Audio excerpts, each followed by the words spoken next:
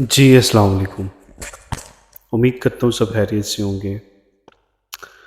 रमज़ान है जैसे कि आपको पता है और तरह-तरह के खाने भी बनते हैं हर घर में, तरह-तरह की खुशियाँ भी होती है हर घर में।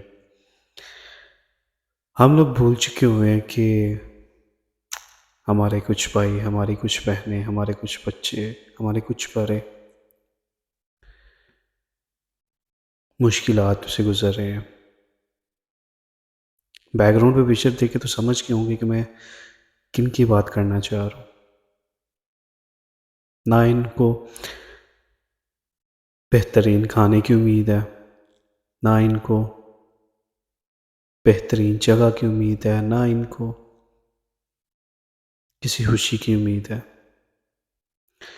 सिर्फ़ उम्मीद है तो एक ही उम्मीद है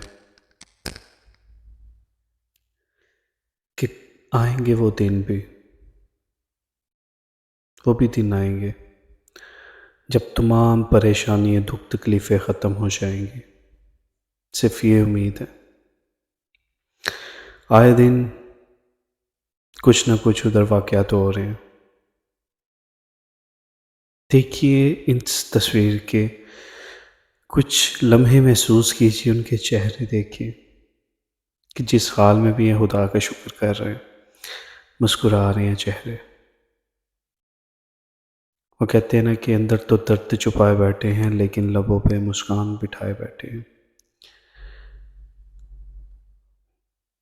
लफ्ज़ तो बहुत से हैं लेकिन बयान नहीं कर सकते क्योंकि सभी सोए हुए हैं।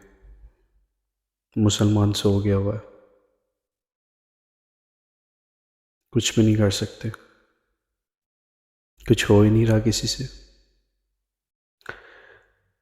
फिर कोई आफ़त, कोई मुसीबत टूटती है तो कहते हैं जी, ये तो मुकद्दर में लिखा था, ये तो किस्मत में लिखा था। उनको ये नहीं पता कि किबला अव्वल, उसके इर्द-गिर्द रहने वाले लोग किस हाल में हैं। कुछ दिन पहले मैं वीडियोज़ देख रहा था, बहुत ज़्यादा बारिशें हो रही थी वहाँ पे।